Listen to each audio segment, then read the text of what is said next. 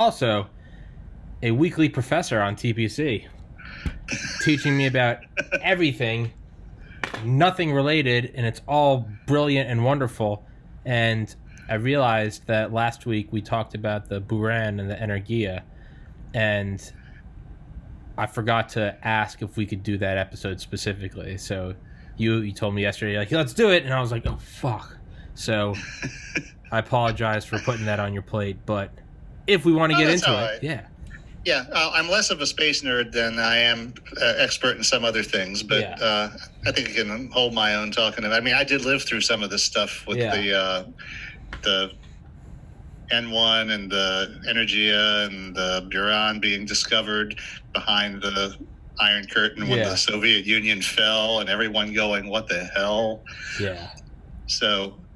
It's actually a whole related things. The Buran was like the tail end of a whole thing that started with the moon race on the Soviet side.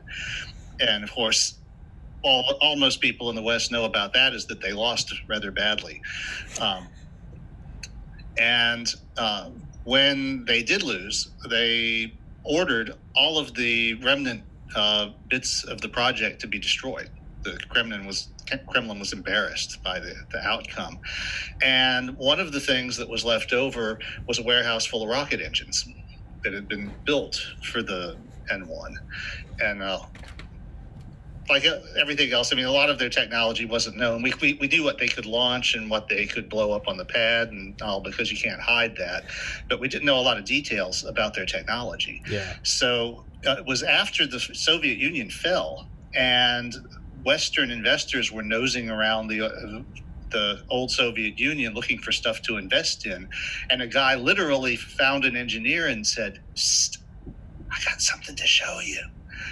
And so he shows this guy a warehouse full of rocket engines that the Kremlin had ordered destroyed, but instead they had just hid them. And the thing about these are the NK-33 engines that had been built for the N1. And of course, a lot of people blamed them for the fact that all of the N1s they tried to fly blew up. Mm-hmm. But that wasn't the real problem. The real problem was that the N1 wasn't a very big engine, and so it needed 30 of them. And that meant that the plumbing was fragile and complicated. And so at least 2 of the 4 that blew up, they know blew up because the plumbing failed. Okay. They didn't have barge access to their launch site like NASA does in Florida, so they had to assemble the rocket on site. They never were able to fire the entire assembly of 30 engines in a test stand. And so they were finding out about all these weird vibration modes and fragile plumbing and occasionally exploding turbo pumps in flight. And we melted a whole shitload of F1s figuring out how to make them stable, but we did that in test stands. Mm-hmm. We didn't do it 100,000 feet up with a stack on top of it. Yeah. So it turns out that those engines were the most efficient rocket engines ever built. The Soviets had solved a problem that Western rocket scientists had decided was unsolvable. What's that? Okay, well, a certain amount of the energy that comes from the fuel has to be used to pump the rest of the fuel into the combustion chamber. And the higher the pressure in the combustion chamber, the more efficient the rocket is. Yeah. The F1 engine had a chamber pressure of 80 atmospheres. In the modern RD-180, which is descended from the NK-33, it's like 270. And it takes a lot of energy to do that. So what they do is they siphon off some of the fuel and use it to run a turbo pump, which pumps the rest of the fuel into the combustion chamber. So yeah, see, conceptually, a rocket engine is a real simple thing. It's a chamber with a hole in one side and a nozzle in the other, and you spray fuel in this end and fire comes out the other. Yes. But God is in the details, and once you start figuring out how to do that without blowing up the neighborhood, things get interesting. Yeah. So tyranny, right? In all of the, I said tyranny, right? The tyranny of the rocket, isn't that one of them? I'm not familiar with the that. Tyranny of the rocket equation. Oh, yeah. Yeah. You have the specific impulse and all that. Yeah, you have to use fuel to lift fuel, but now I'm also thinking you got to use fuel to lift fuel, but also use fuel to pump fuel, and it's like Yeah. Well, and that's it. You use about 10% of your fuel to pump fuel. And another thing that you have to do is, in order to not melt the turbine, they run American rocket engines run a very lean mix. They run a lot less oxygen than the fuel needs, so the unburned fuel keeps things from getting too hot. Okay. So, because otherwise the bearings would fail, the pumps would explode. So you have this very unbalanced mixture, and what they do with it in the F1 and the Space Shuttle engine and all the rest of the American-made engines ever made is they toss it overboard. They just pump it into the bell and it goes out the bottom. It doesn't contribute to the thrust. What the Russians figured out was how to take that wasted fuel and put it back into the combustion chamber and burn it. And the neatness about that trick is it's very hard to do without blowing the engine up, because it's hard enough to make the engine stable when you're not pulling this trick.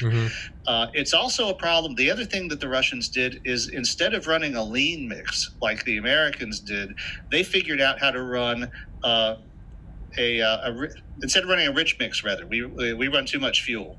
They figured out how to run a lean mix with too much oxygen. And that actually makes for better thermodynamics and for more efficiency, but it also results in all this very hot oxygen coming out of the turbo pump chamber and having to be piped. And of course, hot oxygen doesn't agree well with metal. So figuring out how to keep it from corroding the engine to nothing in a few minutes was a major obstacle. What the Russians solved that. They got the metallurgy in place.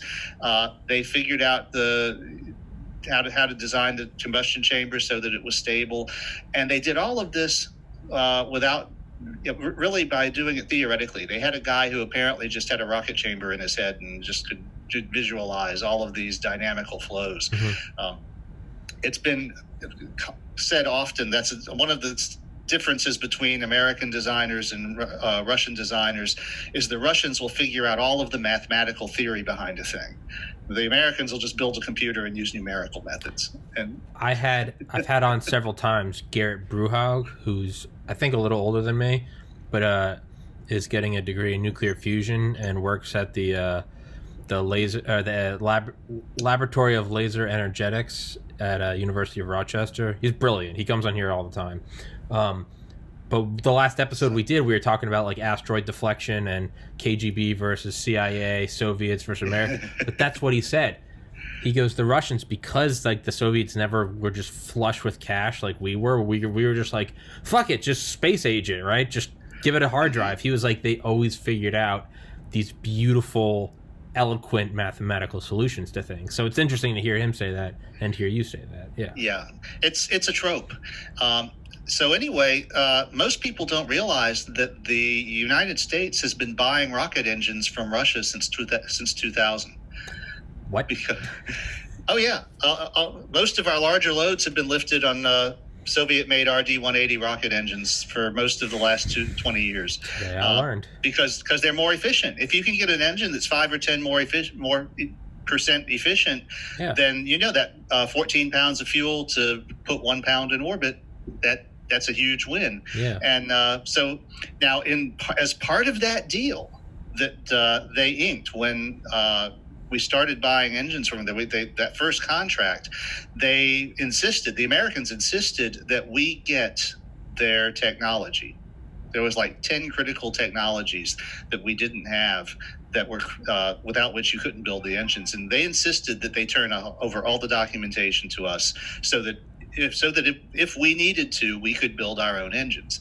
And they didn't want to do that. That was like that was a big ask. But they were also broke. They were completely out of money, and so they swallowed hard and gave it to us. So I was gonna say, sorry to interrupt again, but what a funny American trope. Now it's whenever a country falls, we go in and we get shit related to rockets, right?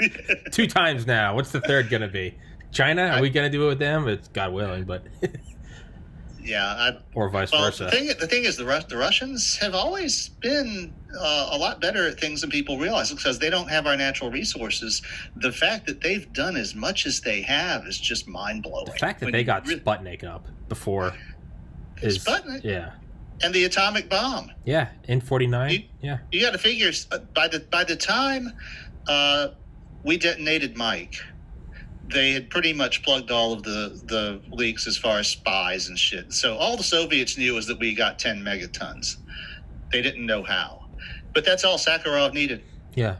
Once he knew that 10 megatons was possible, he went out and figured out how to do it. You know, the fact that they had men in the Manhattan Project, in like the village that was like guarded by like razor wire and guard towers.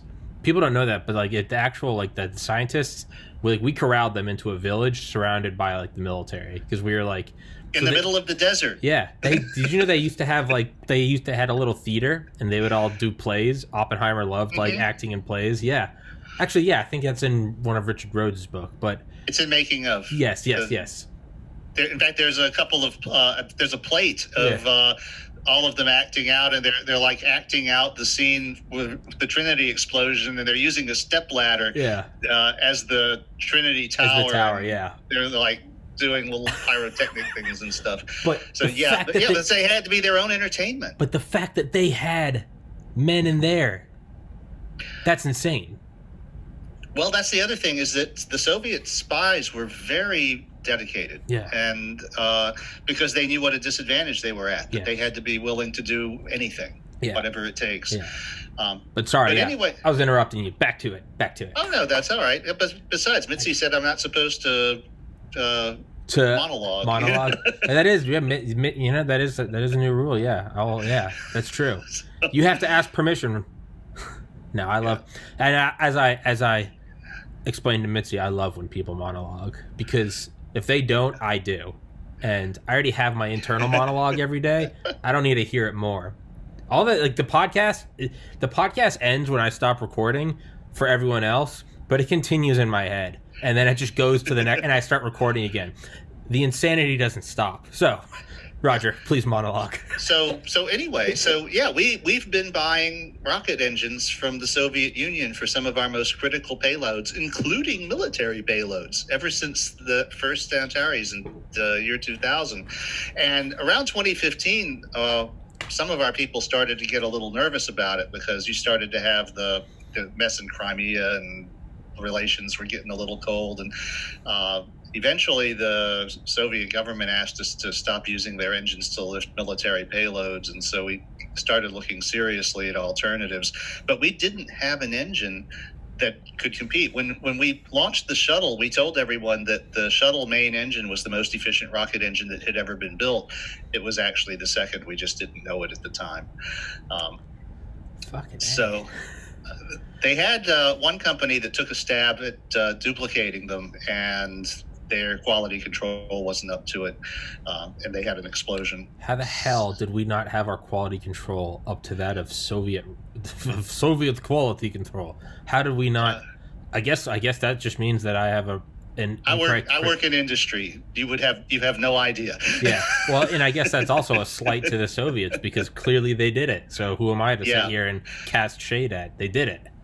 Yeah. Well, one of the things is that when they do something, they don't stop doing it and start with a blank piece of paper to do the next thing. They tend to use what they had before as a starting point. I mean, they've been making Soyuz capsules since the 70s. Yeah. That's their design. Yeah. They've improved it incrementally, but it's like those people that are building Soyuz capsules know exactly what they got to do. There's no mystery to them. It's like they're the line operators at a Ford plant. Yeah. It's like a fine craft, right? Yeah. It's like leather making or something. So anyway, there's actually a little contest going on right now to see who's going to replace the RD-180, and it really involves replacing the entire first stage booster, because so much of the rockets we're using that fly the RD-180 were designed to fly the RD-180. So you can't just say, well, we're going to bolt a different motor on it. I mean, suppose it uses methane as a fuel instead of kerosene, which is I think both SpaceX and Blue Origin are doing. So, as usual, though, my money is on SpaceX. When SpaceX is in it, your money should always be on SpaceX. Yeah, I know. I mean, yeah.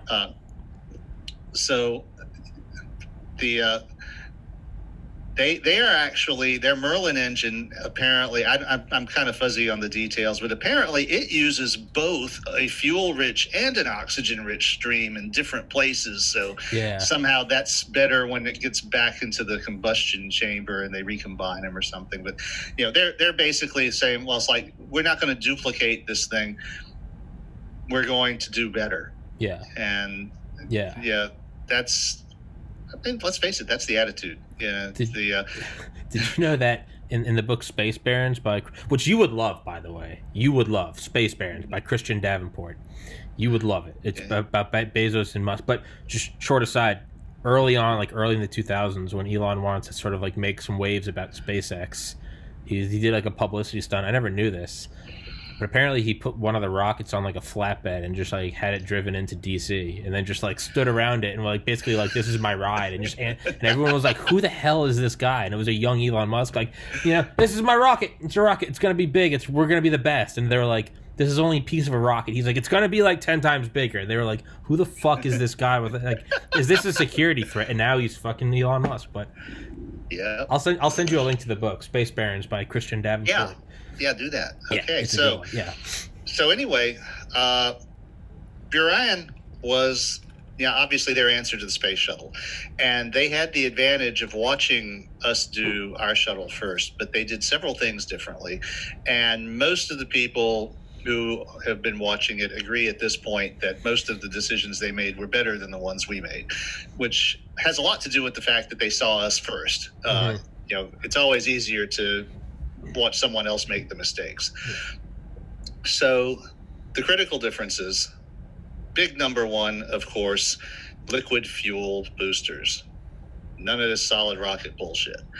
And the funny thing about that is that the shuttle was supposed to have liquid fuel boosters in the original design, but they were supposed to fly home. It's for reuse, but they got budgeted out because Congress wouldn't give them enough money, and so they cheaped out.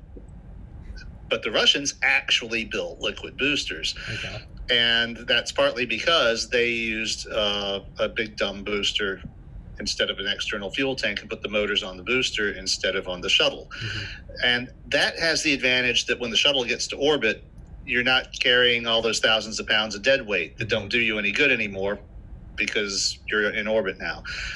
And so they were just like, the economics of it say, no, throw the engines away. It's not that important to save the engines when you look at the total economics of a launch. Yeah. So, of course, they hadn't had Elon Musk to come along and say, hold my beer, and not only not take the engines to orbit, but save them and get them back anyway, Fuck it, land it.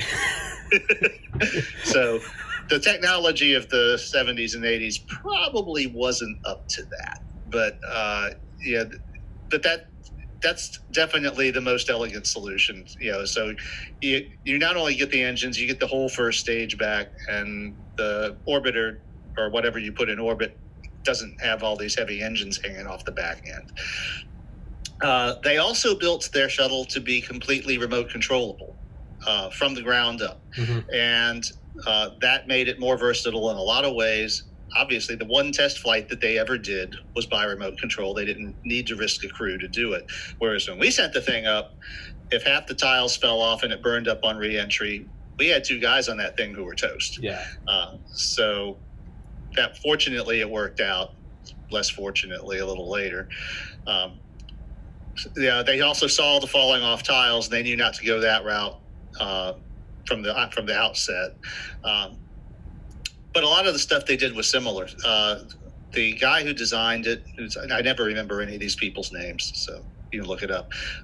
The government of the Kremlin gave him the latitude to build whatever he wanted. What they saw was that the shuttle was a military weapon, and they wanted to have a counter to it. They saw it as a tool for putting military payloads in orbit, and they didn't have an answer to it. So that was the thing, is that they needed something that was an answer to the shuttle. Now, just like us, they also saw that it could be used to put up bits and pieces of space stations and to do service on satellites and stuff like that, which is all cool. But the reason that they funded it before they all fell and ran out of money was so that they would have a counter to this technology the U.S. would have, primarily for military purposes. Now, a difference, though, is that the Soviets didn't contemplate throwing away their disposable rocket program. They never saw a future where they wouldn't be making disposable rockets. To them, that was a technology that would continue because it made more sense for a lot of situations.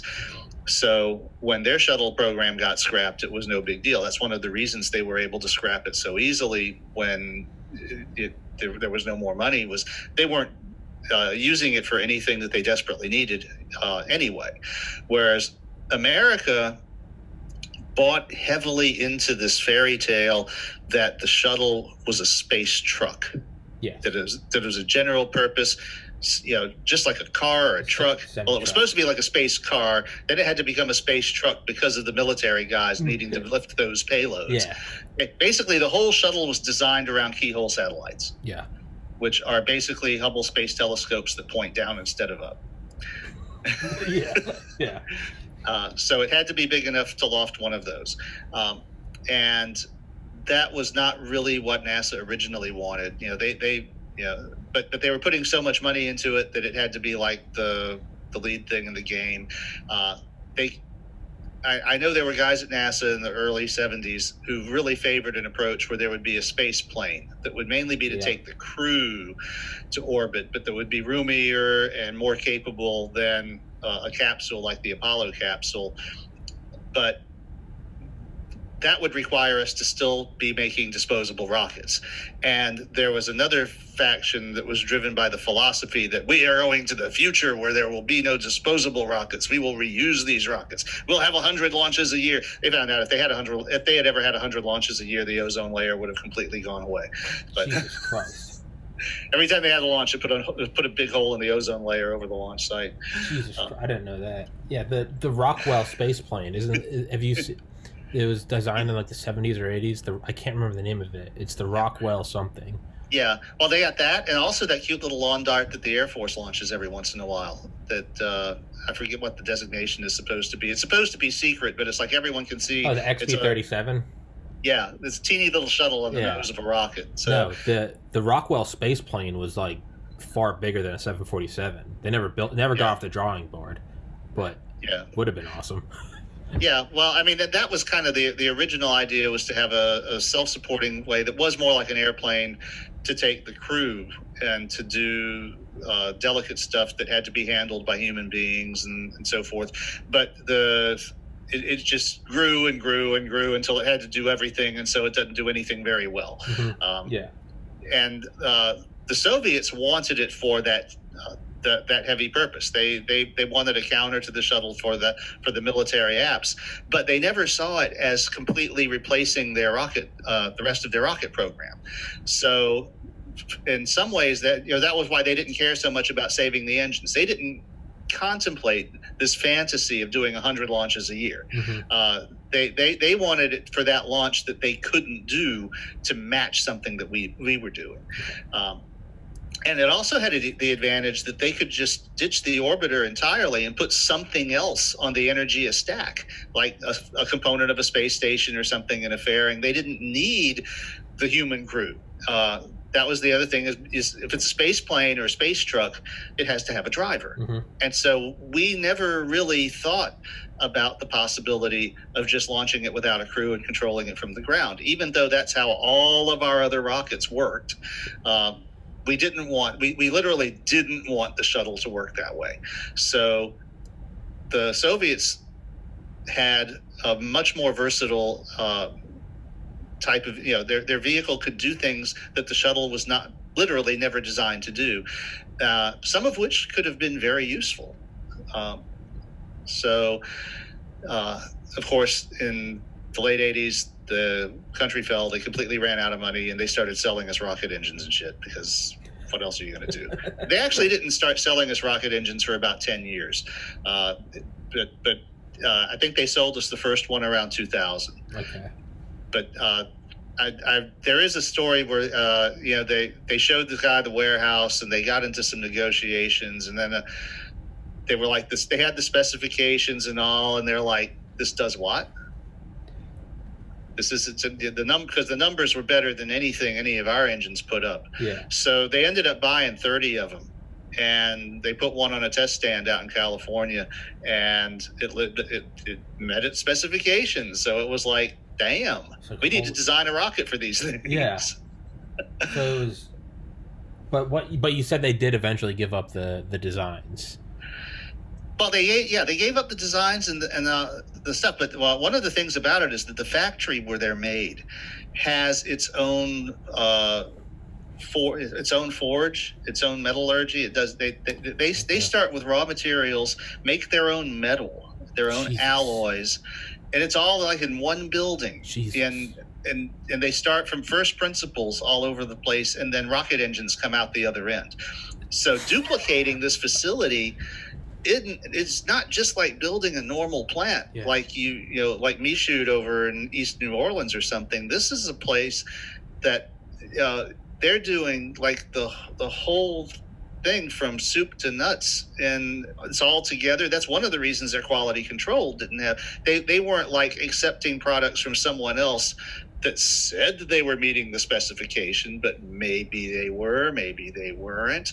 So you've got, they knew where this metal came from. It came from down the hallway down there. Yeah. So they showed up with train cars of ore and then rocket engines pumped out. That's pretty much it. The original 3D printer. Yeah. just dump in shit, magic comes out. So that was one of the reasons that we never really duplicated their works, was because it would have cost a shitload of money. Mm-hmm. And it's like, that's one of those things where if you look at the economics, they wanted to know that they could if they needed to. So they insisted on getting the technology, but what they got was the specifications and the recipes and everything. But we never actually built the whole thing because it was just cheaper and easier to pay the guys who were already tooled up and knew what they were doing to do their shit, rather than figuring out how to do it ourselves and putting something that complex together.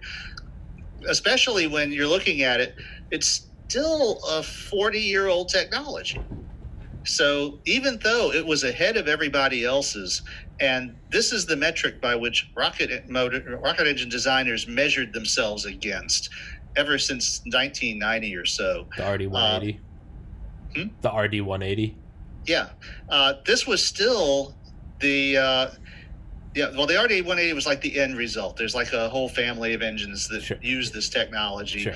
But yeah, the basic thing is they started with these engines that were left over from the Russian moon program and updated them and modified them and scaled them differently and all. But it was basically using that technology. But again, the people who originally had done it in the first place were in the best position to do it again. So we never really tooled up to do it ourselves the same way because we had access to the guys who already knew what they were doing and had everything in place. That only became an issue about 5 years ago when things started to deteriorate between us and the Russians. So now they're like, oh shit, we got to do something. And like I said, it might be Blue Origin, but my money is always on SpaceX. Yeah. Yeah. Blue Origin, I'm not even gonna go into it. You have to read Space Barons because we need to do a whole episode on that. Yeah, well, I need to get a copy of the book then. So yeah, you do. Yeah. I'll email. I think I might be able to send you a copy because I've bought it and listened to it. And I think I can give you a copy. It's on for Audible at least. I can't read. I don't know how to read, so it's but on Audible at least. But I have a 45-minute each way commute, so that works. Okay, yeah, then dude, it is. I listen to a lot of audiobooks, dude. It's premium. It's solid.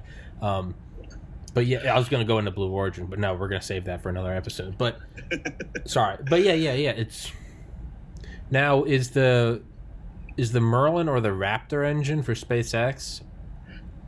Well, actually, both of them are. I think one of them is the engine they're using now, and one of them is the engine that they want to put on Starship, and that's the one that is supposed to be more efficient than the RD-180, using this advanced technology to reuse the fuel and all. But like one thing they did that I think they're using methane as fuel instead of kerosene. Well, right there, that changes the whole design of the rocket that sits on top of it. So you can't just bolt that engine up on a rocket that was designed for a RD-180 and expect it to work. Yeah. So dump out the Coke and put in Sprite. It's not the same. There's a reason it's called rocket science, right? Yeah. So that's kind of going on in the background even as we speak. So that's hasn't been resolved what's going to happen in the future with it, but Congress basically stepped in a year or two ago and passed a law that said, okay, no more Soviet rocket engines. We'll give you till 2022 to come up with something else, but then you got to stop buying Soviet rocket Get engines. off the Soviet teat. So that's one of the reasons these programs are going on, is Congress basically told them enough is enough. And I'm sure there was a certain degree of political embarrassment over it too when it was discovered. Not only that, man, you got to think of you got to think of like constituent districts and shit. If we're buying these, we're not producing defense contractor X in my home state, right? Right.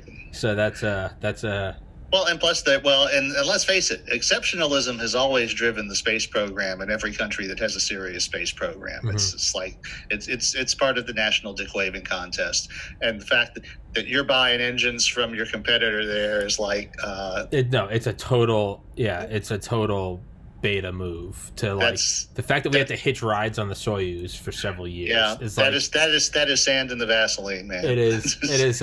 I love the meme. That was like, it was like 1969 to when was the space shuttle retired? 2012, 2011. Yeah, somewhere in that area. We'll call it 2010. Whatever. It's 1969 to 2010. It's space flight, like USA from 2010 to summer 2020, and it shows it's 1969 to 2010 Americans. Yeah. Space flight is USA. Americans 2010 to summer 2020. Guys, there are no borders in space. We're one people. We're all going to orbit. Let's drop the nationalism, and then it's the date that we launched the guys from SpaceX, and it's all about cooperation and get fucked, USA. It's just hold it. We still need the Soyuz, all right? This is a group effort. It's a group effort. Yeah. American rockets from American soil. And then they're like, and if something fucks up, it's gonna be guys. We're all one species, all right? just the American, just two-faced. That says a lot, don't it? But you're right. It's exceptionalism, and there's on some cases we see where it's not so good, but I think there is healthy ego. I do think that there's healthy ego, like competition, and I think, to an extent, when the dick waving turns into ICBM waving, that's a problem. But when it's just if we can keep it in just space race, I think everyone benefits. Like, I think the best thing that could happen would be for the Soviets or the CCP to come out with their own space force. I think that's the best thing that could happen. Well, there's some question as to whether the engine works that makes the RD-180 is going to survive, because they've made 90% of their money selling engines to the West. And if that comes to an end, then because Russia is still mostly capitalist now, so there's no more government supporting the means of production. They got to make money, or they shutter the place. And start selling to China, maybe. Well, China is more interested in having their own capability. If you look at them, they're not as worried about being number two as they are about being shut out of the game. It's why they never participated. They worked very hard to get a few ICBMs, but then they only built a few of them. Yeah. They built enough to seriously ruin your day if you ruin theirs, but they didn't blow their economy going to all this excess like both the U.S. and Russia did. Which is a brilliant move. Yeah, I mean, you got to give it to the Chinese. They've been doing. They're tacticians. Yeah. So yeah, that's is the Russians are your theoreticians with the elegant math. The Chinese are your tacticians who know better than to interrupt you when you're making a mistake and stuff like that. And we're the guys who go in with our broadswords. Yeah, you're right, and it's. Yeah, we go in screaming with red, white, and blue smoke flares hanging out of our ass, shooting off. We're just mag dumping into the sky, screaming. For better or worse, the reason I brought up China wasn't just as my normal white American China I just use as a scapegoat for everything that goes wrong, but so much is that because it got me thinking what you said, mostly capitalist in Russia now, right? Mm-hmm. The Antonov Design Bureau. Antonov was one of the premier, if not the premier, aircraft designer in Soviet Union. Had his own office, had his own vacation home. Was very much catered to by the government because he was so good at what he did. And they created the Antonov 225, which carried the Buran, which I didn't even think about as a corollary, but that's not even what I was getting to. It was just the 225, that 6-engine monster. They built two, and then the Soviet Union collapsed, and they had nothing to do with it. And there's a great documentary that came out in the early 2000s of these guys at the Antonov Design Bureau. And it's almost like they start like teenagers dabbling with sex or alcohol. They start dabbling with capitalism. They're like, what if we, rent out plane to other corporations, and they start making cash, and they're like, you can literally see them in real time learning capitalism. They're like, what if we use cash inflow to build up the 225? And they start projecting it, and they're like, let's build the 225. And they built it, and the 225 has been taking orders around the clock for the last decade and a half. China is now ordering, I think, 10, because there's only one in the world. But the thing I'm getting to is the fall of the Soviets, less government care, and the Antonov. That's a very real world example that's happening right now. The Chinese military, the CCP, is ordering a fleet of these. So maybe the same thing happens with rocket engines. Yeah. Well, I mean, SpaceX is definitely working on doing that on our end. Of course, they started out. Of course, you got to remember that hardly any of the companies that have been doing space have been as capitalist as SpaceX, even in the United States. They've all been basically sucking on the government tit as far as, they get a nice fat contract and then it goes over 250%. Sorry, dudes, man, you don't pay it, then we're screwed. Yeah. No, SpaceX is like, no, we're going to make money. We're going to make money honestly. We're going to give you a better product for a lower price, and it's not going to blow up as much. Yeah, yeah, and it's. But again, the Chinese have now they're starting to flex their muscles in space more. They're doing their moon mission, their little space station. But it's hard to tell how much of that is for our consumption and how much of it is just to keep the leaders happy. I mean, it's because they're very tight about their thing. I don't think they signed the Outer Space Treaty, so they're perfectly free to land on the moon and plant a flag there. Mm-hmm. And only more seriously than we did. But they were not interested for a long time in manned space exploration because they probably saw it as a dick-waving contest, and it was better to watch us waste our money on it. But now they're getting interested. But again, they're not doing the extravagance. It's more like they see that there are commercial applications, there are industrial applications for zero gravity, and the competition has kind of bowed out.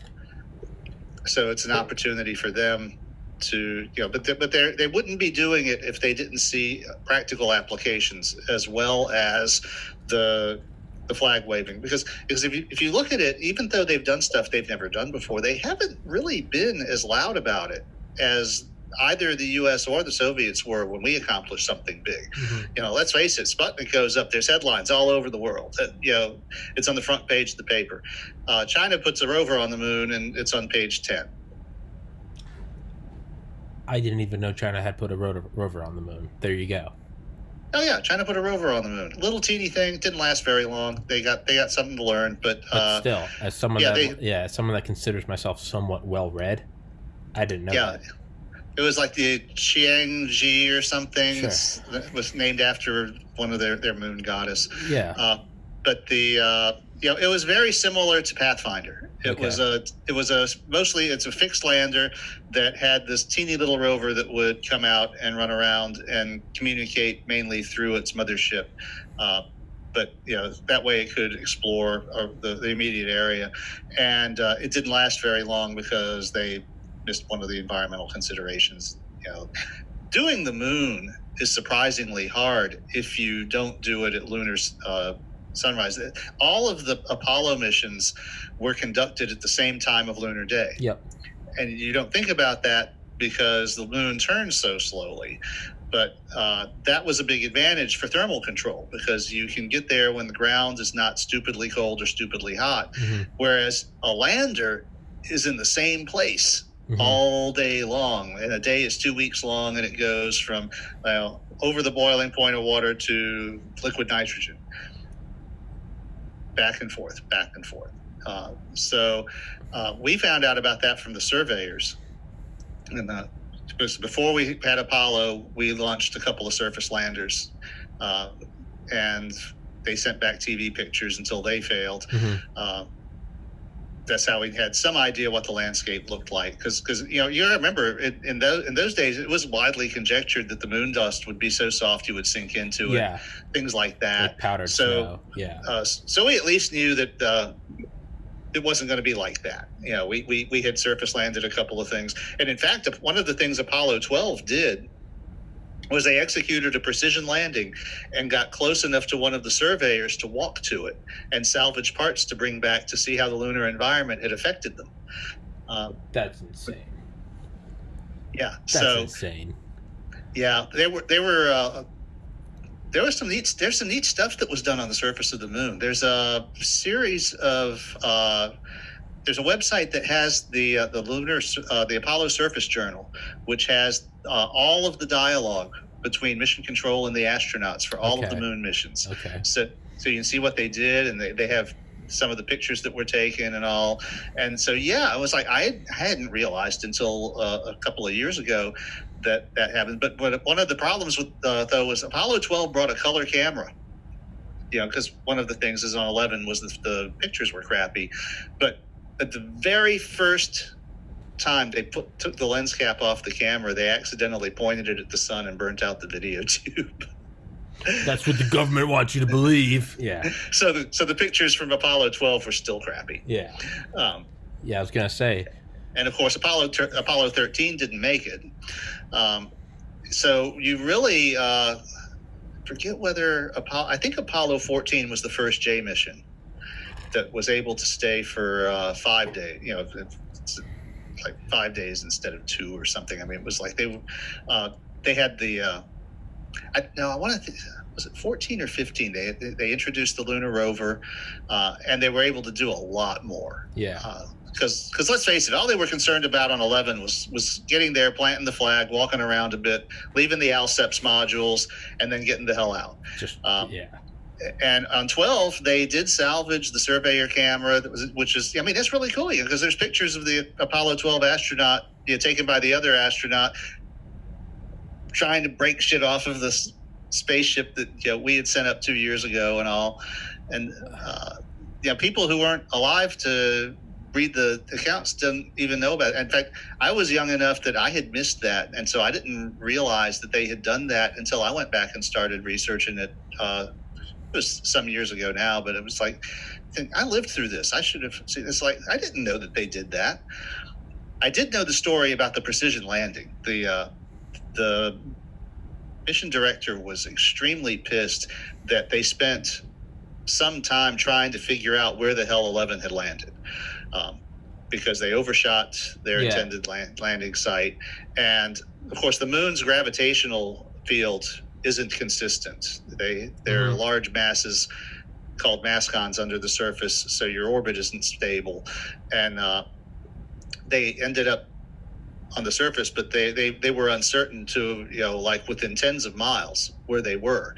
And the mission director was just like, I don't care what you have to do. I want a precision landing next time. Yeah.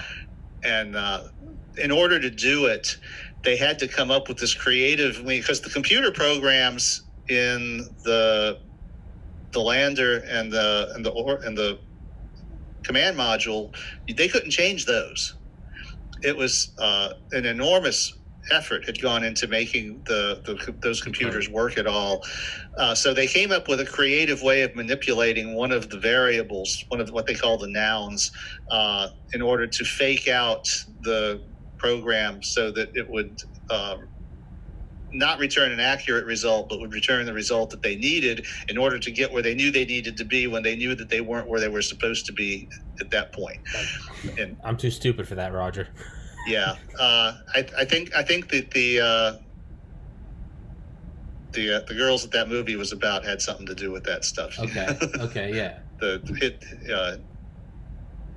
The actual computer. That's what the people were called back then. Were computers. Yeah. Oh, hidden figures. Yeah. This is a point where the fact is, so I didn't review this stuff the way that I reviewed some of the other stuff before our podcast. So I'm getting into areas where my inability to remember names is, let me tell you, when you hit 40, you can feel the neurons starting to die. Oh, it's like, God. I knew this. I know this. I saw this movie. Why can't I remember its name? It's that, it's that feeling when you're like really. It's like, and it's all kinds of people say, oh no, that's normal. That happens to everybody. It's like it's that feeling when you get hungover, and you're like, yeah. Have you ever seen that meme? And it's Superman as someone's as he's removed from in the proximity of Krypton, and the meme is it's one of the old original drawings of him, the 50s, but he's like, my powers, they're coming back. But me and my friends always used to use that meme in college when it'd be we'd get super fucked up, and then the next day was a game day.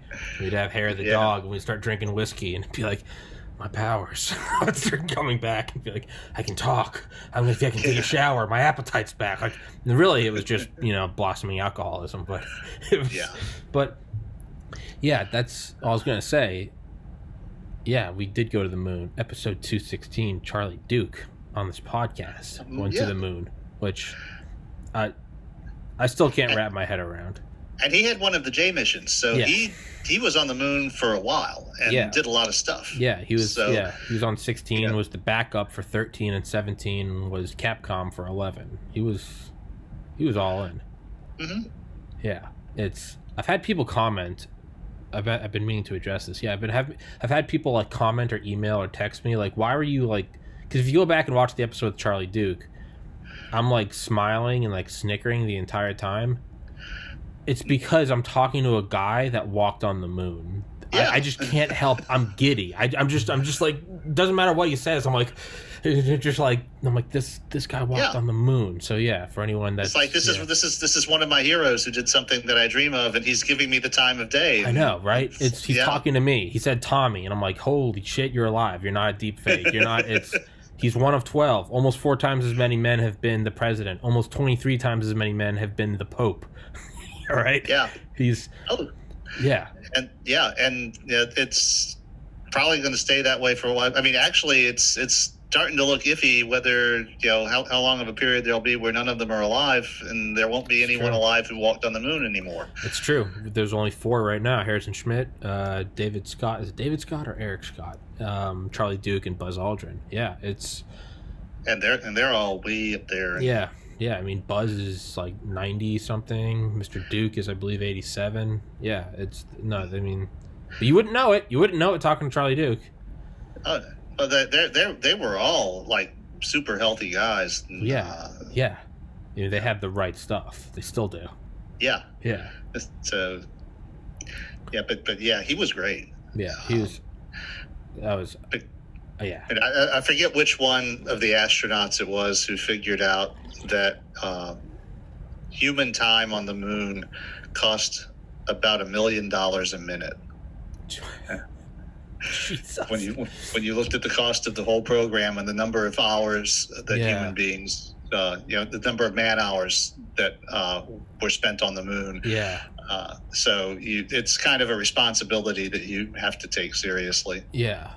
One thing I never thought about is that he said in one of his interviews, he was like that your suit doesn't move when you move. Like when you turn your head, it doesn't, it's just, he goes, so when you look up, you didn't see the earth. You just saw the top of your helmet. And he said it wasn't until he fell over backwards that he saw the earth and was just like, oh my God. But yeah, that's one thing that, I don't know why, it's one aspect that always, of all the, just the general, it's the moon.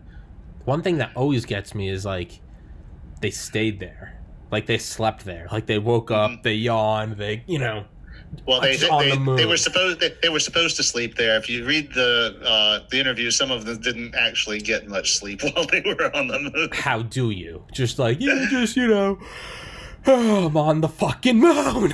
Like yeah. Have you ever seen the Onion video, or the news site or the satirical news site, the Onion?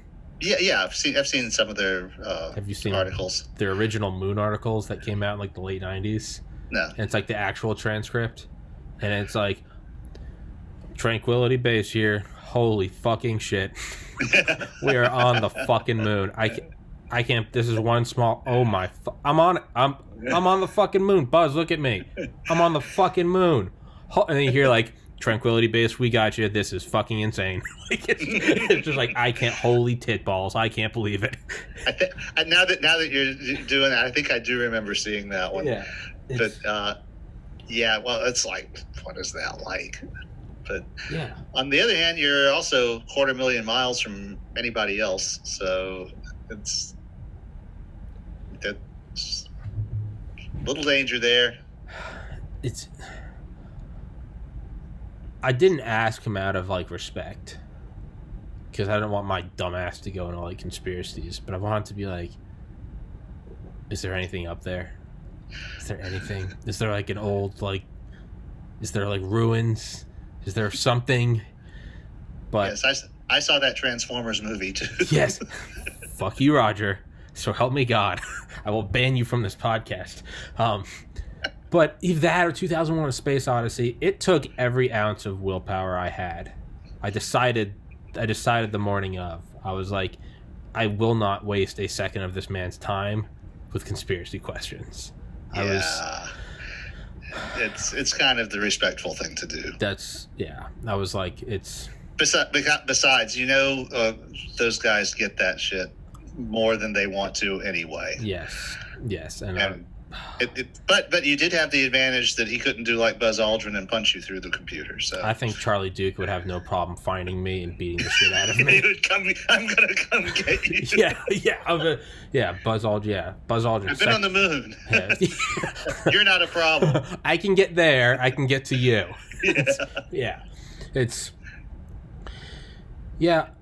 Hey, I think all of these guys flew most of them flew fighter jets. All from the Air Force, like that, all from the Air Force, It's... Yeah. Well, one of the guys on 17 was actually a geologist. I forget what I don't remember any of their names off the top of my head. Neither can I. Well, Charlie Duke was 16, never mind. Yeah.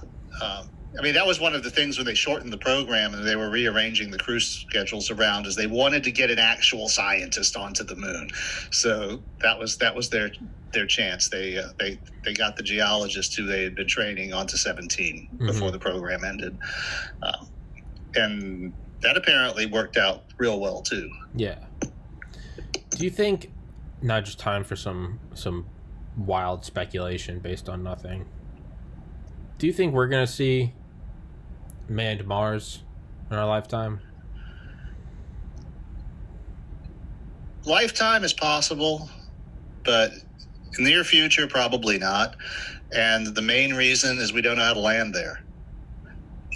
We don't even know approximately how to land there. And, so I think that is a problem that is probably going to take longer to solve than some people want to admit. Because the problem with Mars is it has just enough atmosphere to fuck your shit up, but not enough to actually stop you before you hit the ground. Yeah. So you can't just easily do a direct landing like you do on the moon, because there's too much atmosphere and it'll burn you up before you lose enough velocity. So you've kind of got to use parachutes, but no matter how big you make the parachutes, they're not going to stop you before you hit the ground. So you still have to do a direct landing at the end, which is kind of the thing Curiosity even has to do. And Curiosity is only the size of a golf cart. The whole little airbag thing don't work for things that weigh too much, and they don't work for human beings. The problem is, if you look at the size of a capsule that you need to put a viable crew on the surface, even if you put all the rest of the equipment by some other method, then putting 4 or 5 human beings on the surface of Mars in one operation, we have no clue how to land something that heavy on that planet without taking so much fuel along that it would be just ridiculous. I think the way that the theoretical thing was done in The Martian is that the high thrust fuel was shipped there in the high impulse, low thrust ship. So the big ship, they only had one of it, and it did the shuttle service back and forth. But while it was in the vicinity of Earth, they would ship fuel up to it that for the higher thrust engines that could be used to drop to the surface and reascend. Now, I know a part of Musk's plan is to make fuel for the ascent using sunlight and raw materials and whatever, which is time consuming. But if you land your ascent stage early on and let it sit on the surface for a few years making fuel, then you may have your base materials there and fuel to get back to the high impulse, low thrust ship that can take you home. But all of this is, you think about how long it took us to build the ISS, and the ISS would not be adequate for a ship to take you to Mars. It wouldn't? No. God, because trying to do it without some, at least some artificial gravity section or simulated gravity apparatus to exercise in. You're not talking about the longest anyone has stayed on the ISS now is, in the vicinity of a year. Mm-hmm. About. And a practical Mars mission is going to take a minimum of 2, and it can't be resupplied. So if you look at that, and the frequency with which things break means that you have to have parts because you can't be resupplied. You can't call home and say, oh, the duplimeter broke, we need another one, and we'll put that on the next SpaceX capsule, because it isn't going to be a next SpaceX capsule till you get home. Yeah. So it's a completely different thing. So when you look at the effort it took us to build the ISS, and look at the ship in The Martian, which I think is a realistic depiction of something that could actually work. Mm-hmm. Of course, that's the guy is good at who wrote it, but I don't think we're going to be in a position to build something like that within the next 10 years. God damn it. So, and without something like that, it's kind of hard to imagine any kind of humans on Mars scenario. Yeah. So now you could do, of course, a lot of people were disappointed that the Apollo mission was done in such a way that it didn't result in a long-term presence on the moon. It didn't lay the groundwork, which, of course, all of the pioneers, including von Braun, were thinking that would be your first step into deep space, and you would use it to build a base. And instead, we did this lunar orbit rendezvous thing where you basically take the rocket apart as you're going and coming back until you basically land on a skateboard. Yeah. And just stripping as you go. Yeah. You just strip. And that was what made the mission possible in the time frame that it was done in, though. Yeah. If they had taken, von Braun's approach was that you would land a team of 30 or 40 people and have several ships, some that would just be the supplies that they would use to build a base and everything. And that would have been better for the long term, but it wouldn't have happened in the time frame that it did, and the money to do it didn't exist. I don't think there was that much political will into the concept of beating the Russians to the moon. Yeah. So instead of sending a a proper. Well, basically, instead of mounting a colonization attempt, we mounted a cursory exploration. Yeah. So this wasn't the Mayflower. This was Lewis and Clark. This wasn't. Yeah, this was the showpiece. This was get there with the flag, get the picture. Yeah. Well, and also the exploration. We learned a lot more than people realize from the lunar missions, and we didn't learn a lot of it until the data that were collected were analyzed with more modern instruments and computers and detectors for the rock samples and all. But without the Apollo missions, we probably would not know that, as we are pretty sure now, that the moon was created in a giant collision by a Mars-sized body with the proto-Earth that knocked all this material into orbit, which coalesced to form the moon. But because we went there and because we collected enough samples, and also things like the orbital gravity signature and stuff, we really didn't know anything about the place before we visited, and we suddenly knew quite a bit more. I remember one of the astronauts who was not one of the ones who stayed on the moon. He was one of the ones who stayed in the capsule in orbit. Yeah. And they had an instrument that was doing a radar survey or something. But he noticed there was several instruments collecting different readings, and they were printing. Of course, everything at that time was printing on the little rolling graphs, right? And he saw that these two instruments were drawing the same curve, as they were measuring completely different things. Okay. And I forget the details of it, but he said in that moment he knew the moon had once been molten.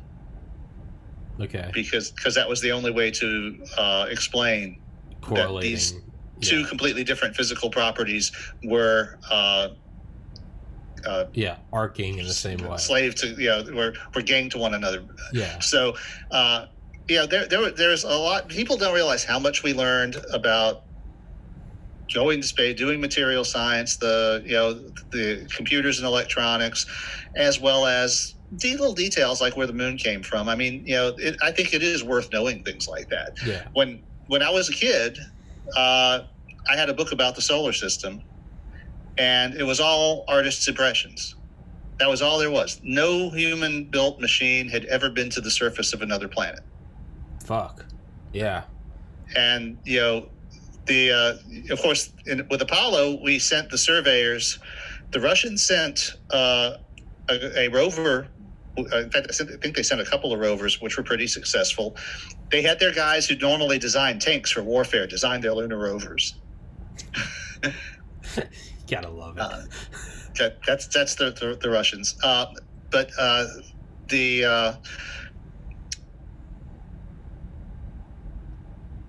So you had that little flurry of unmanned activity, and then we followed it up by actually going there with human eyes and cameras and stuff. So all of a sudden, the moon was a real place with a surface. But our best pictures of the other planets were still from outer space. We had done at that time. I think we had already done a couple of flybys of Mars that were halfway decent. We knew shit about the outer solar system. I don't think we had done Mercury yet. The Soviets did Venus. Yeah, was not Viking. Was it Viking? Venera. No, Viking was our Mars lander. Yes, yeah. Venera was the Soviets' Venus landers. Yeah. And they managed to last 2 hours on the surface of Venus before the heat got them. I mean, if that is not the best example of this Soviet meme of be strong, Well, it was actually, when you look at how hostile the surface of Venus is, that they got anything that they got data from. That's what I mean. Yeah, that they got data from the surface of Venus is pretty badass, because every time we tried, it fried. Yeah. The atmospheres, the temperature, the rain, the sulfuric acid rain, that little part. Now it was the other way around with Mars. The Soviets. Non-landing space missions to Mars all flopped dismally. I know they did one that got there before our big orbiting, our first really successful orbiter, which I don't remember which one it was. But I know the Soviets had a mission, but it was all pre-programmed. Mm-hmm. And as the spacecraft was approaching Mars, a huge dust storm enveloped the planet, and they couldn't alter the mission profile because it had been pre-programmed into the orbiter.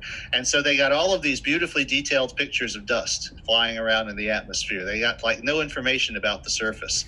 When we got there, there was a similar thing, but because dust storms happen on Mars all the time, but we were able to extend the mission and change the profile so that we could wait out the storm.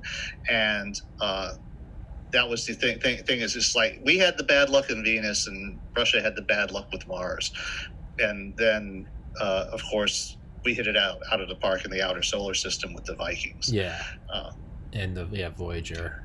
And... So, but the Voyagers rather. Yeah.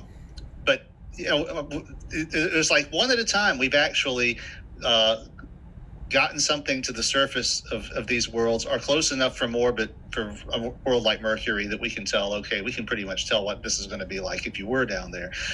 So that this entire book that was nothing but drawings that I had when I was like 5 years old, so it would have been maybe 69, one at a time, they became photographs. That's crazy. Instead of being speculation, it became fact about these worlds. Yeah. Until the last toll was Pluto, and New Horizons fixed that. That was the last world whose surface we had not seen in detail, and it's almost hard to remember that in my lifetime there was a time when we hadn't seen the surface of any of the solar system's worlds any better than you can see it through a telescope from your backyard. Yeah, that's kind of like, that shows how much we're still like in the cradle, right? That shows how much we're still as a species in the cradle, like barely taking first steps. Yeah, well, it's the right now we're at the point where we're driving radio control cars around on Mars, as one of your guests did, and doing the closer examinations. I think the next big thing is probably going to be investigating one of the ocean worlds, to see if there's any sign of life there. And actually, our best candidate for that is suddenly starting to look like Ceres, the asteroid.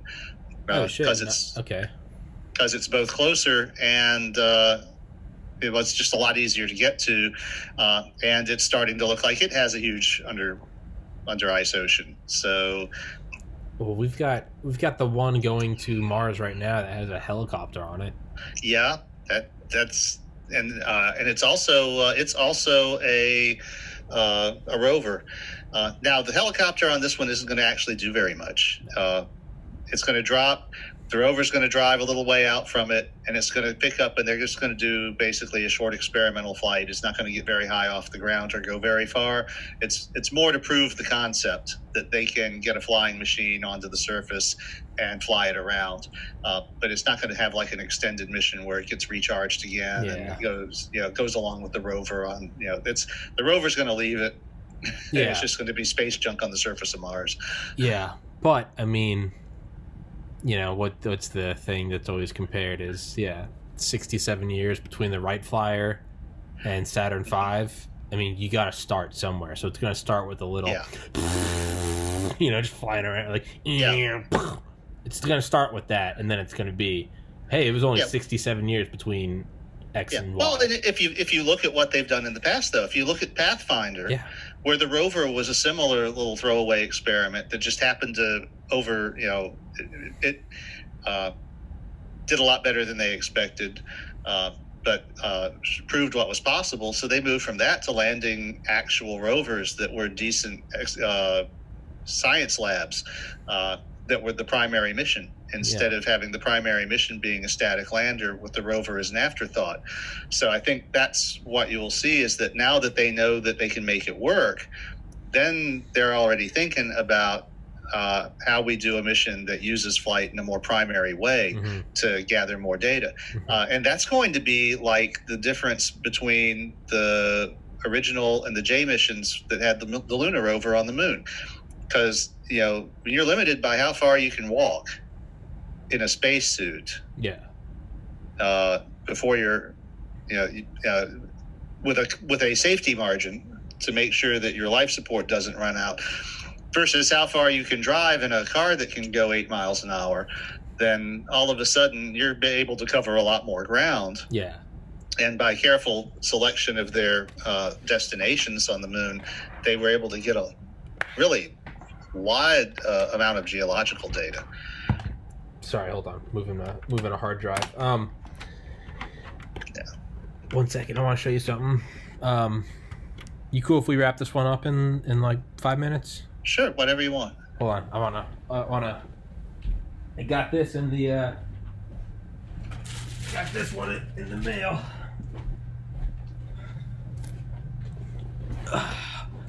Newest edition.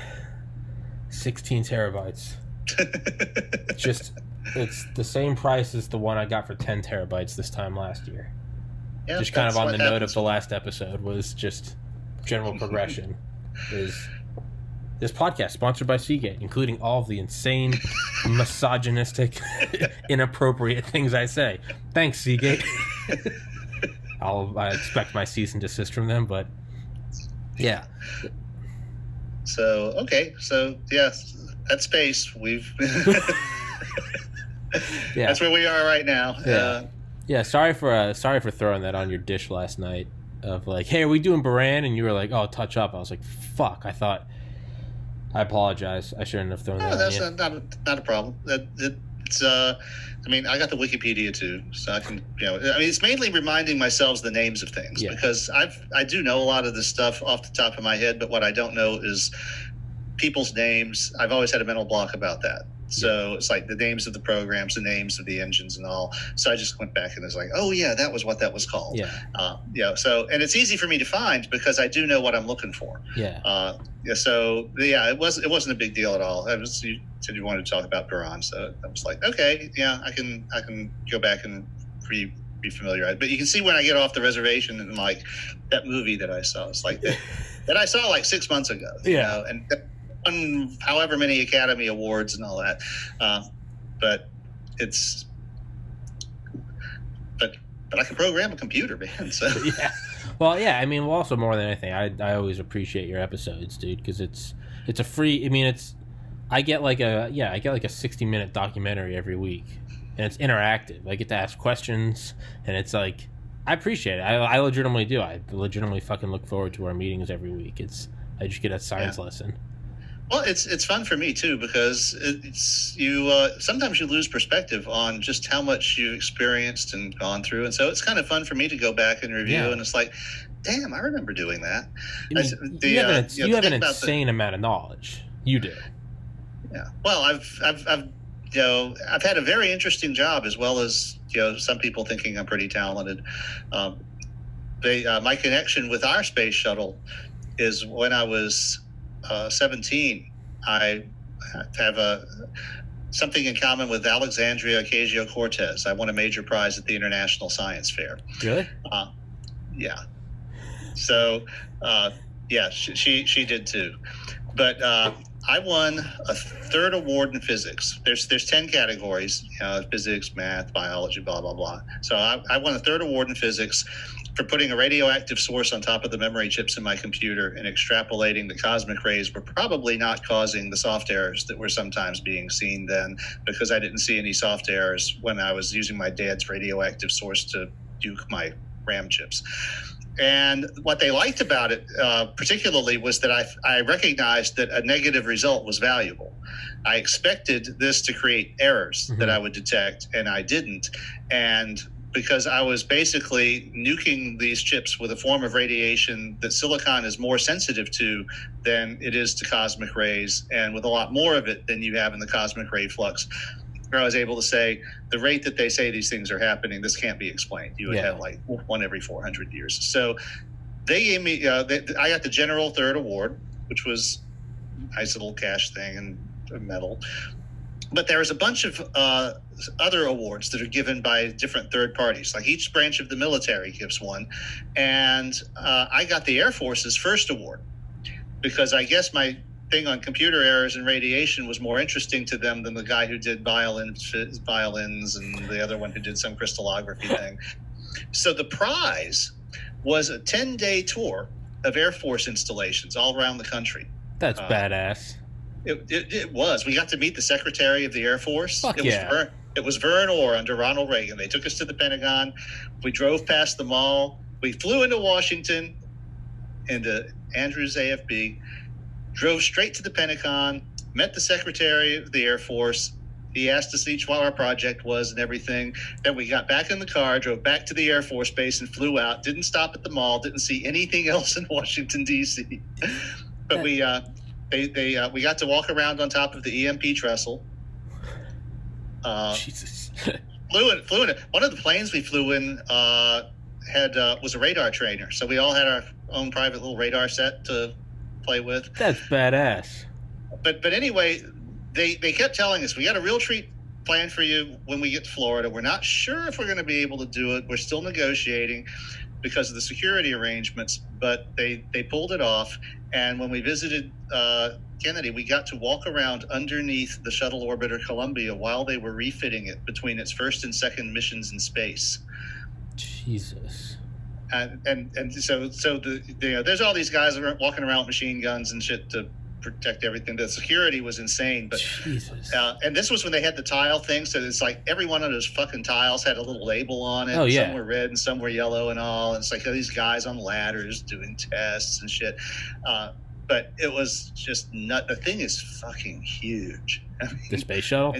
Yeah. I wrote in one of my descriptions of that, this thing that looks like a lawn dart on top of a Pringles can, when you're actually standing under it, looks like the roof of an auditorium or something. It just goes forever. Jesus. So that was like when the Columbia was destroyed. 2003. That was a very kind of a personal thing for me. Oh, that's what I was thinking. Is like, okay, wow. I remember seeing. Yeah. I vividly remember that morning. I was like in 7th grade or something. Yeah. Yeah, I was actually in Natchitoches, Texas, where some of the debris fell. Yeah. Just a week before the disaster. In fact, I was in the hotel room watching the NASA coverage, like the live NASA TV on the cable of the mission before I drove home. And so it was less than a week. It was just a few days after I got home. Then the news is that the shuttle was destroyed, and I was like, wait a minute. That was what I was, and a lot of the debris fell on the town that I was staying in there. That's weird. It's a weird woo, right? Yeah. It was. I actually wrote an article about it for Corrosion called "Bookends in Time," and it was very weird because it's like I was personally there near the beginning of its life, and I was personally there near the end of its life. That's very weird. Yeah, I felt that way about, not nearly as majestic. Yours is about a beautiful spacecraft. Mine's about the comedian Bill Hicks. But I discovered him, his probably most famous quote, right? Today, a young man on acid realized that we're all one. That whole thing. Yeah. Mm-hmm. I discovered that while at school in Valdosta, Georgia, and I was like, "This is brilliant," and found out William Hicks, born in Valdosta, Georgia. I was like, "Oh my god, that's awesome! I need to go see this comedian," not knowing that he had been dead for 17 years at that point. And I was like, "Oh fuck!" But he died near where I lived in Arkansas when I was little. Wow. I was like, "That's a little weird," but maybe that's just me trying to associate my own mediocrity with someone who's brilliant. I was like, technically, we're the same. Right? Because I visited two similar. He was regarded as top 3 comics of all time. I mean, we're the same, right? You smudge the math. I am Bill Hicks. Let's just call it what it is. I'm Bill Hicks. I'm better than Bill Hicks. Let's just, let's. But yeah, it's Don't know about better, but no, I'm not even. No, don't even. Yeah, no, I'm not anywhere. No. Goddamn, Bill Hicks is Bill. I had the unfortunate unpopular position of I supported the war, but it was against the troops. Only fucking Bill Hicks can say that. Yeah. They George Bush and the boys were going wild in Desert Storm. Like, pull it up, Donnie. What's that? Weapon D4. What's that do? Says it destroys everything but the fillings in their teeth. Let it off. Cool. What's next? D15. What's that one do? Those boys were in hog heaven. Yeah, he's got some great Desert Storm bits. He's like, a war is between two enemies. Not 800 casualties, 800,000 versus 59. He goes, that means we could have sent 60. And there'd be one guy coming back going, woo! And it's like, you got to remember, this is like in like 94. Like, he's doing this. And it's like, only he could pull it off, right? It's, yeah. Yeah, you've got a few comedians like that whose shit would, anybody else would be dead if they tried it. Sam Kinison, I mean, Rodney Dangerfield's whole respect thing. Yeah. No one else could pull that off. Yeah. What about, Sam Kinison's Yeah. For $1, you could feed these kids. Well, why don't you just move them? Why do you live there? Why do you live in the fucking desert? He goes, how about instead of giving them money for a sandwich, because then they're going to stay there. It's going to be like animals that they tell you not to feed. How about we put all our money, we get a long convoy of UN U-Hauls, or do one trip. We go out there, get your shit, get your favorite rock or piece of sand or whatever the fuck you have, bring them to LA, and it's over. For $1 a day, you could give these kids a sandwich. And he's like, the director's like, don't give him the sandwich yet. We got to get the shot. Get the hunger in his eyes. You don't get it right now. Like, holy fuck. He goes, good. You're going to stay out there in the desert? You deserve this. And it's like, holy fuck. Yeah, well, I mean, things like that work because there's a kernel of truth in them too. So that's how they all work. That's what Eminem said, back when he was becoming Marshall Mathers. Is he was like, you can't just make lyrics just to offend, because anyone could say fuck, cunt, asshole, whatever, burning crucifix. Anyone can say the buzzwords. He's like, you gotta say something that someone deep down goes, I don't like that. Yeah, you got to have meaning behind them. You got to prick it somewhere. Yeah, it's and I was two more quick ones of just pirating people's material. That's not mine. Sam Kinison goes, sorry I'm late, everybody. Thanks for coming out to the show, but I'm sorry I'm late. I spent 15 minutes at 7-Eleven trying to buy cigarettes, going, Marlboro, Smoky. He goes, this motherfucker from Vietnam couldn't speak English. And he goes, I should have killed you in Da Nang when I had the chance. Fuck. And then another one that you couldn't get a George Carlin is like, we sure can make bombs. We love bombing brown people. United States, we can't build a microwave or a VCR. But if you have brown people, you better tell them to watch out, because we're going to bomb them. He goes, we don't bomb white people. When's the last time we bombed white people? Have we ever bombed white people?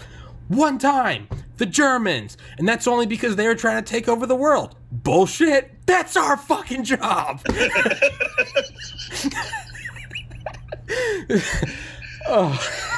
Bullshit, that's our fucking job. They're trying to cut in on the action. And we were like, blonde hair, blue eyes, we'll bomb them. You don't touch our money. Now you know what's really important. Yeah, right? Exactly. Yeah. It's right? That's like a less eloquent way of like Voltaire saying to know who rules you, find out who you can't criticize. Right? Mm-hmm. Is the only time we'll bomb white people is when white people are trying to get in on our military-industrial action, trying to take over the world. Bullshit! That's our fucking job.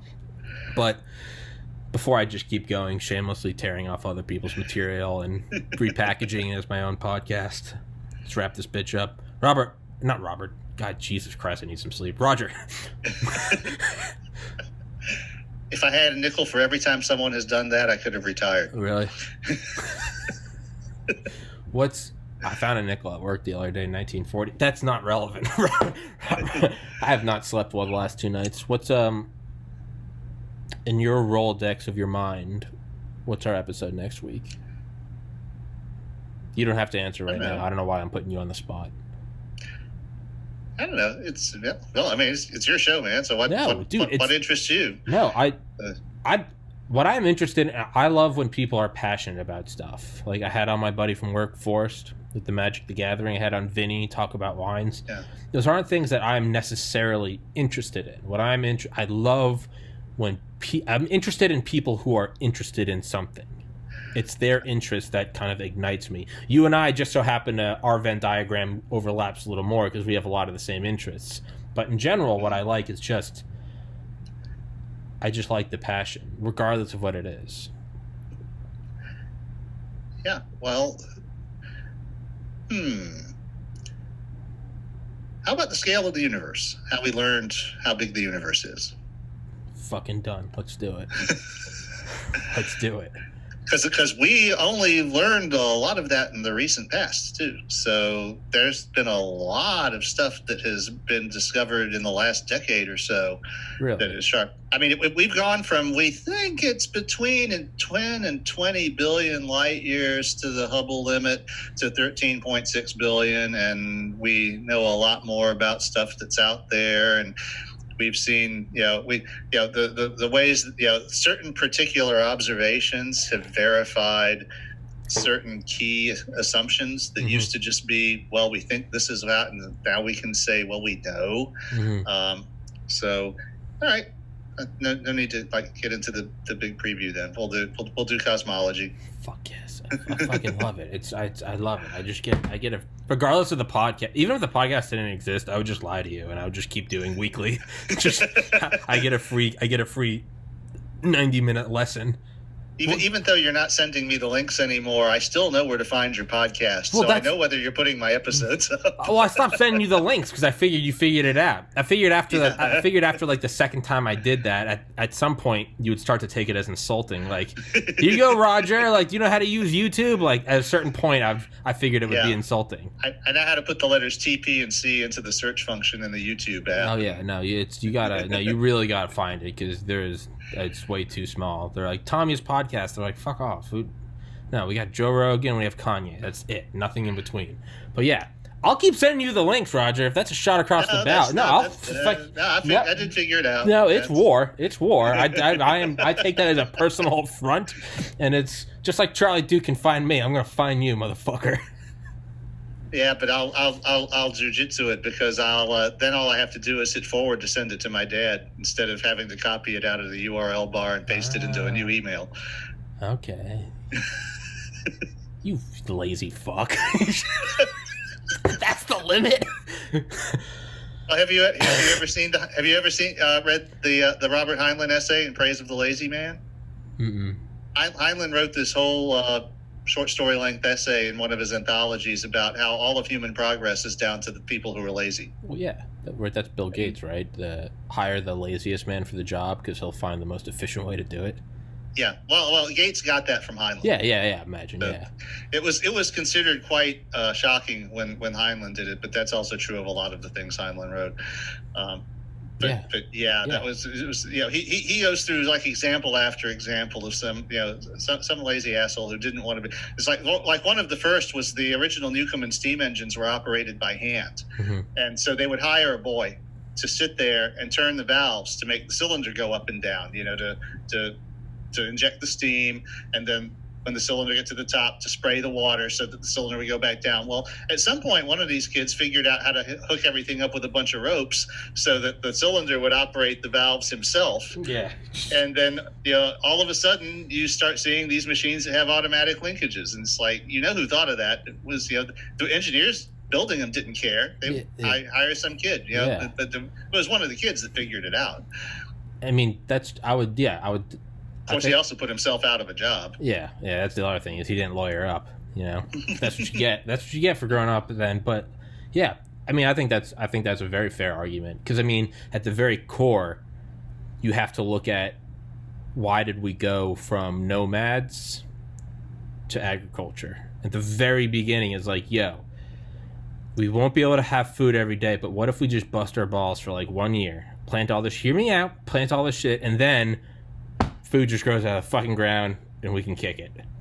It's just, instead of just constantly every day we're going to hunt, put it all right here, build a hut. Yeah. Game over. That could be another topic sometime about how agriculture arose, because that's of interest. In fact, I have a little running thing in the series that I just concluded on Reddit, The Curators. On the third of the four books is from the viewpoint of the curator human agent who has been on Earth for 100,000 years. And each episode starts with a little vignette from his past. So he actually traces his observation of humans. And so that comes from my general understanding of where agriculture came from, where technology came from. So it's like this alien who is effectively immortal, living among humans, observing us. And of course, the whole shtick in that story is that the curators didn't curate us because they thought we were not success material, that we were too violent. Yeah. We were eventually going to kill each other anyway, and so it wasn't worth it. And he's noticing that we keep not killing each other even after we do these crazier and crazier things. and he's like, there's like 6 of them on the Earth, and every once in a while they communicate, and they're like, we're trying to tell the guys out in the galaxy that this is a race that is doing some pretty incredible things. And it's like, they're enslaving their neighbors and shit like that. And they're like, but they're enslaving their neighbors because we didn't give them an economy of plenty with the nanites. And so the only way they can get this shit is to force their neighbors to help them make it. Yeah, it's like a self-fulfilling prophecy type thing, right? Yeah, and so the ones that are on Earth are seeing that this is like a self-fulfilling prophecy, and that, of course, the theme of the group that I posted all this in is humanity. Fuck yeah! The stories are supposed to be about human exceptionalism, how great humans are. So I decided that it would be how humans managed to overcome this and do better shit than anybody else was doing, because we had to do it ourselves. And so, in this set of chapters, we're having the recollections of how he observed that, these guys, on the one hand, they're enslaving all of their neighbors, but on the other hand, they just built this network of roads to get to their neighbors that's unlike anything else in the galaxy. And this was the Romans. And they're like, nobody else does this. And it's because they don't have to. Okay. And so that's sort of a background trace of that development. But yeah, so it's like when I was writing that, I went back and reviewed a few things. One of the funnier things I did is I had him be Joseph from the Bible. He advises the king who thinks he's enslaved, a scribe who's a slave. Of course, he can just think about it and disappear, so he's not really anybody's slave. But being in this position lets him observe well, and so this is a civilization. It's actually the Mesopotamians. It's not the Hebrews or the Egyptians. But so he's in a situation where they've just developed agriculture and they're burning out the land, and he can see that they're burning out the land, and they just keep expanding. And but they now have a surplus, which they've never had before. And so the young king is asking for his advice on, conquering their neighbors and expanding his domain. And he's like, maybe you should, build a stockpile of food now that we're able to do that, just in case there's a lean time, maybe wait 3 years or 5 or even 7 years. And when I was telling that story to my wife, I got to 5 and she said, or 7. Yeah. So it's like, and so he just, caps that off with, and so that was the first time I showed up in the Christian Bible. Yeah. That's actually, can I opt for that episode, and we'll do cosmology after? Because now I'm hooked on. Now I'm hooked on that. I'm hooked on that. I love that idea of they're doing shit that no one else. Right? It's almost there's almost some like meta, like this is the Soviets with the RD-180. Mm-hmm. Right, because they just can't throw the plenty at it, the metaphorical nanites. So really that's what's driven human progress. Long ago I read a theory, I forget exactly where I saw it, put exactly this way, that civilization arose in Europe because it was not too hard in that climate, but it was also not easy enough without it. So there was a tension between having everything you want without doing too much work. Hunter-gatherers, particularly those who live in relatively benign climates, tend not to work very much. Mm-hmm. I mean, they've done studies that show they work like 20 hours a week, securing, if you're in paradise, yeah. So why would you do this? So yeah, if you live in Polynesia or Central Africa before we turned it into a desert, then you're not going to do all this complicated shit. But in Europe, you've got a nice fertile season followed by a nasty winter. Yeah, every year. It's going to kill you if you don't step up. So it pays to develop agricultural techniques and stockpiles and all this stuff, and it's just the right time. But it's not so hard that it just crushes you. Because the Eskimos also aren't going to come up with high technology because they simply don't have the resources. It's just because it's just too hard. Right. So you've got this place where it was just sort of in the middle, and it was also kind of that way in China. But then there were more social reasons why they rose to a certain level and then didn't go past it because they didn't have to for other reasons. Whereas in Europe, you also had the rivalries, and you didn't turn it into an empire. It was a little too easy for the Chinese to turn it into an empire and then sit back and enjoy that. Isolationism, yeah. In Europe, you also had enemies who wanted what you had. So there's just perfect storm of influences. For ingenuity. That drove it to ridiculous extremes. And of course, one of Andrew's monologues in the story was, after the Roman Empire fell, the guys out in the galaxy were telling us, yeah, we told you so, they're gonna all kill each other. It's like, it's a sure thing, just like, just let us know when it happens. And then the Middle Ages come around and everyone starts building all this shit, and they realize how very, very wrong they were. It's kind of like, have you ever seen, we're gonna wrap it up, but have you, because we're gonna start jumping. Yeah, this is gonna be next week's episode. We'll jump, but just so I don't forget, because I will forget, I saw something where they took like a microbiological medium, almost like a big petri dish, but it was in like the shape of the United States, and then they put the is it agar, AGAR? They put like the AGAR. They put the really good shit where the cities are, and then they put the psychedelic mushrooms, cubensis. What is it? Yeah, is it cubensis? Cubensis. Whatever the ones are that make psilocybin. They put the spores in there, and they mapped their own connections to the cities, and then when they ran it against our like subway and highway connections, it was actually more efficient. And it was like, fuck. And they did it, I think they tried it again in like Tokyo. And I think Tokyo, they actually did it, and it was like, of course the Japanese fucking figured it out, like the most, like the thermodynamically most efficient, like of course they fucking did. But yeah, it was like, there are weird ways where if you create, like a hardcore, not enough that it kills you, but enough that it's challenging, like you will, that is natural selection. But we're gonna spoil next week, so let's wrap this one up. Roger, thank you so much, as always, it's a pleasure. And Roger Williams, author of The Metamorphosis of Prime Intellect, which I plug every episode. It will be in the comments, the top comment, and in the description. It's my favorite book. It's fucking fantastic. Just go get it. It's awesome. And, man, thank you for doing it. Hey, it's always a pleasure. And I'll send you a link, Roger. Send me the links. Because you have just made a 20-minute argument of why it is important to be lazy. So you've convinced me, all right? You've convinced me. I'll send you the link, because somehow that's going to lead to our galactic introduction. I hate you. All right, buddy.